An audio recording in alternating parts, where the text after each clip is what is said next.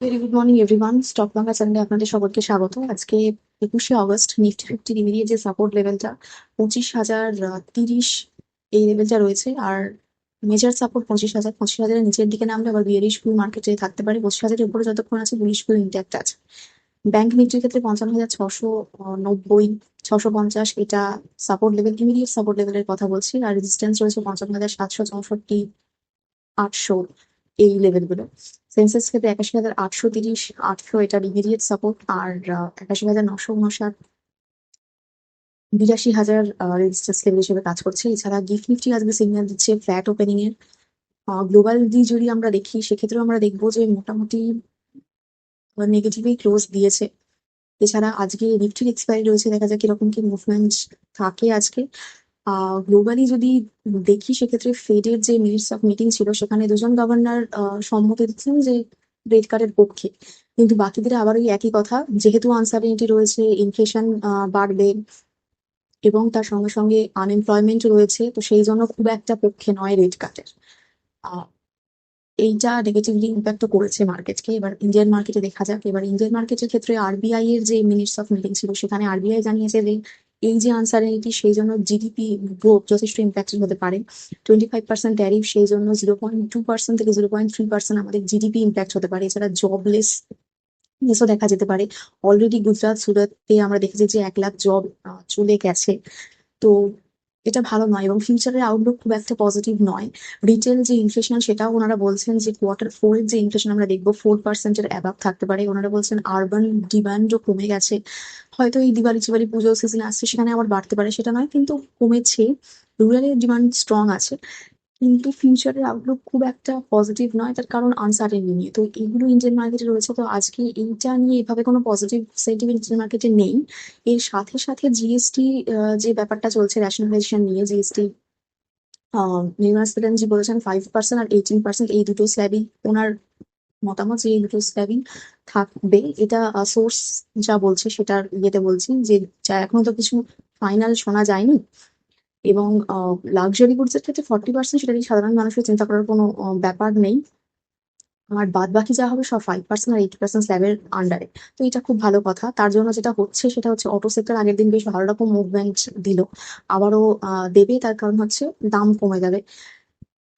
Tata motors খুব একটা affected হবে না, তার কারণ হচ্ছে ওর তো বেশিরভাগই প্রিমিয়াম লাক্সারি প্রোডাক্ট। বাকি যে সমস্ত মডেলের কোম্পানিগুলো আছে তাদের অবশ্যই আপনারা স্টাডি করতে পারেন। এসির দাম কমবে, মানে 28% থেকে যদি চলে আসে তাহলে 18% স্ল্যাব থাকছে, তো কমে যাবে। দিওয়ালিতে হয়তো এই ধামাকাটা হতে পারে, মানে জিএসটি কাউন্সিল ফাইনাল আগে জানাক, তারপরে ব্যাপারটা মানে তাহলে ফাইনাল জানতে পারা যাবে। কিন্তু অটো লোন যে সমস্ত কোম্পানিগুলো দেবে সেগুলো আপনারা দেখতে পারেন, কারণ অটো বাজাজ ফাইন্যান্স জানিয়েছিল যে অটো লোন নিচ্ছে না লোকে, যেহেতু দাম রয়েছে, প্লাস এরকম ট্রাম্পের আনসার্টেনিটির জন্য অনেক কমে গেছে অটো লোন। তো সেক্ষেত্রে সেগুলো বাড়বে, তো সেক্ষেত্রে একটা প্রফিটের ব্যাপার আছে। আপনারা এইগুলো স্টাডি করতে পারেন, সেক্টর স্টাডি করতে পারেন, অটো সেক্টর, তারপর লোন দেয় সেই সেক্টর গুলো, এগুলো রয়েছে। এছাড়া ইন্ডিয়ান মার্কেটে ওলার ক্ষেত্রে আমরা দেখছি বেশ ভালো রকম র্যালি দিচ্ছে, কারণ ফিউচারের আউটলুক খুব ভালো। মার্কেট শেয়ার 25% থেকে 30% মার্কেট শেয়ার নেবে, সেটাও জানিয়েছে। এছাড়া নিউ লঞ্চেস করছে, battery motor technology, EV battery, এই সমস্ত অনেক কিছু, মানে নিউ নিউ জিনিস করছে। তো ভালো কথা, তার জন্য র্যালি দিচ্ছে, কিন্তু এটার কন্টিনিউশন থাকলেই তবেই ঠিক আছে ব্যাপারটা। তো একটু দেখে তারপর সবকিছু ডিসিশন নেওয়া উচিত আর কি। যারা কিছু মনে করছেন যে, মানে আমি কোনো রেকমেন্ডেশনও দিচ্ছি না, কিছু ইয়েও না, কিন্তু হ্যাঁ, হুট করে ডিসিশন না নিয়ে একটুখানি দেখুন, পড়াশোনা করুন এই ব্যাপারটা নিয়ে, তারপরে সিদ্ধান্ত নেবেন। এছাড়া জেএসডব্লিউর ক্ষেত্রে আমরা দেখছি যে মহারাষ্ট্রতে ওরা ইউনিক সেট আপ করছে, ইভি সেক্টরে আসছে, স্টাডি করতে পারেন। এয়ারটেলের ক্ষেত্রে আগের দিন আমরা দেখলাম যে ভালো র্যালি দিল। জিও 249 প্ল্যানটা রিমুভ করেছে, এয়ারটেলও রিমুভ করে 299 করলো, তো সেক্ষেত্রে ওদের প্রফিট বাড়বে।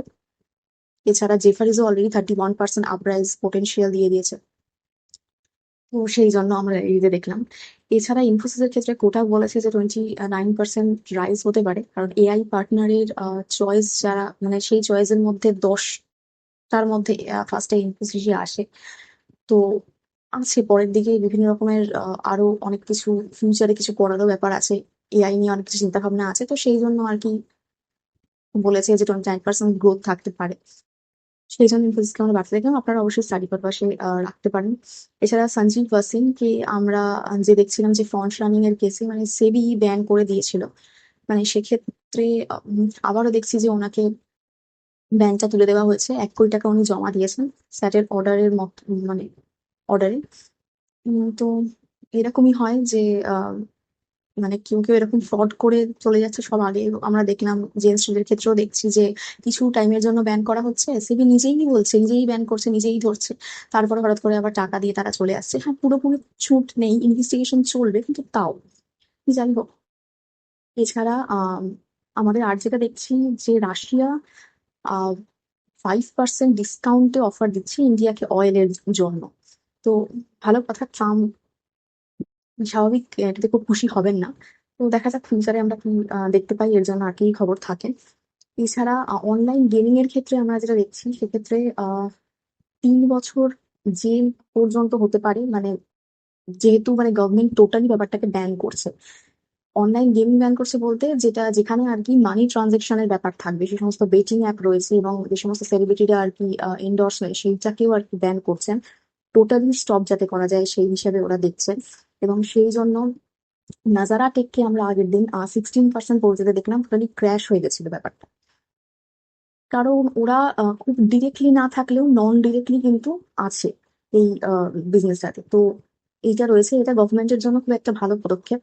তো আপনারা অবশ্যই ফিউচারে এটার জন্য রাখতে পারেন, মানে দেখতে পারেন যে কি কি হচ্ছে না হচ্ছে। তো আজকে ইন্ডিয়ান মার্কেটে এই খবরই রয়েছে।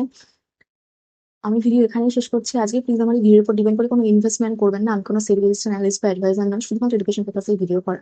দেখা হচ্ছে নেক্সট ভিডিও।